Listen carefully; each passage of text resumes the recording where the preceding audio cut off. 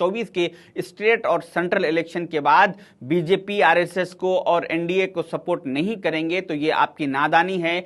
आप अपने आने वाले इलेक्शंस के लिए सोच समझ के फैसला करें। ये केसीआर साहब अपने स्कैम्स को बचाने के लिए, अपने पूरे कारनामों को छुपाने के लिए ये बीजेपी आरएसएस की गोद में कभी भी जाके बैठ सकते हैं। अगर आपका कीमती वोट अगर इनके हक में जाएगा और ये कल के दिन जीत के जाके आरएसएस की बीजेपी की गोद में बैठेंगे तो उसके बाद आपका पछताना कोई फायदेमंद नहीं होगा। जो भी लोग केसीआर साहब की तायद करना चाह रहे हैं उनको चाहिए कि एक बार सोचें। इन दोनों की मुंह ज़बानी सुनने के बाद आप लोग ऐसे लोगों की तायद ना करें, बल्कि कांग्रेस जैसी सेकुलर पार्टी के साथ आइए और कांग्रेस जैसी सेकुलर पार्टी को अपना वोट देके आगे बढ़ाइए। हिंदुस्तान के हालात पर नज़र रखते हुए हिंदुस्तान में एक सेकुलरिज्म कायम करने की कोशिश कीजिए और केसीआर साहब से